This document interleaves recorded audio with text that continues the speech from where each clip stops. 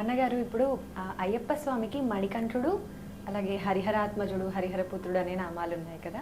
అయ్యప్ప అని పేరుకి అర్థం ఏంటి? ఆ పేరు ఎలా వచ్చింది స్వామివారికి? అమ్మ, అయ్యప్ప అసలు పేరు వచ్చేసి అంటే స్కాంద పురాణ ప్రకారంగా చూస్తే ద్రవిడ దేశంలో ఆర్యన్ అనే ఒక పూజింపబడేవాడు ఉంటాడు, ఆయనకు పూజ చేయాలి అనేది ఒకటి స్కాంద పురాణంలో ఉన్నటువంటి ఒక చిన్న అది. అసలు అయ్యప్ప పేరు వచ్చేసి ఆర్యన్, లేదు అంటే ధర్మశాస్త్ర.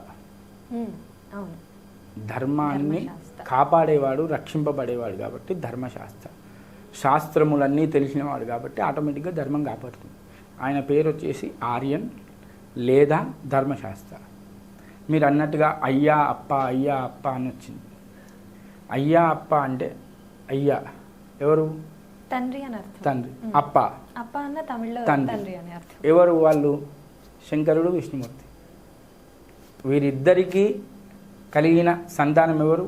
అయ్యప్ప స్వామి, హరిహరాత్మజుడు. కాబట్టి ఇద్దరు అయ్యల ముద్దుల పుత్రుడు కాబట్టి అయ్యప్ప అని వచ్చింది. ఇంకో విషయం చెప్పాలంటే కూడా, మనం నిజంగా చెప్పాలంటే కూడా అయ్యప్ప అనడంలోనే ఒక ఆతృత ఉంటుంది. ఎందుకంటే ఒక మనసుకు దగ్గరైన నావాడు అనే భావన ఉంటుంది. ఆ భావనను తీసుకురావడం, అది పిలవడం కూడా చాలా గొప్పగా అనిపిస్తుంది. అంటే ఇద్దరు, ఇప్పుడు శంకరుడు కానీ పార్వతి ఈ విష్ణుమూర్తి కానీ ఇద్దరికి కలిగిన సంతానం. అంటే ఎవరు? శంకరుడు ఎవరు? మొత్తానికి సృష్టికి మొత్తానికి అధిపతి. మన చేత కర్మలను చేయించేవాడు ఎవరు? విష్ణుమూర్తి. ఈ ఇద్దరికి పుట్టిన సంతానం కాబట్టి ఆయన ఇంకెంత తేజస్తో ఉంటాడు. అందుకని ఆత్రంగా వారిద్దరిని తలుచుకుంటూ ప్రతిరూపాన్ని చూస్తున్నాం కాబట్టి అయ్యప్ప అని పిలుచుకుంటాం. అయ్యప్ప అసలు పేరు మాత్రం ఆర్యన్ లేదా ధర్మశాస్త్ర. ఇది మాత్రం నిజం. కాకపోతే నానుడు ఎట్లుంటుంది అంటే, 10 మంది, ఇప్పుడు మన ఇంట్లోనే ఒక పిల్లగాడు ఉన్నాడు, ఎగ్జాంపుల్ చెప్తున్నాడు.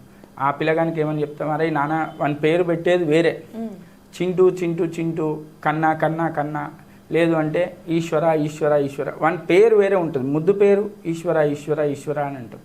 ఆ ఈశ్వర ఈశ్వర అనేది మీకు అలవాటు అవుతుంది, తాతగారికి అలవాటు అవుతుంది, అమ్మగారికి అలవాటు అవుతుంది, చుట్టూ పక్కల వారికి అలవాటు అవుతుంది.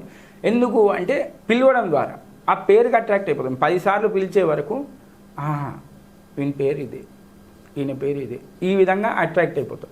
కాబట్టి ఆ కాలంలో అయ్యప్ప అని వారు భజన చేసుకుంటూ అలా వెళ్తూ ఉండి ఆ ఇద్దరు తండ్రిని కొలిచే సమయంలో అయ్యప్ప అని ప్రాచుర్యంలోకి వచ్చింది. ఆ ప్రాచుర్యాన్నే మనం అందరం కూడా అయ్యప్ప అయ్యప్ప అయ్యప్ప అయ్యప్ప ఇద్దరు అప్పలను తలుచుకుంటూ ఆ కొడుకును పూజిస్తున్నాం. కాబట్టి అందులో ఎలాంటి తప్పు లేదు.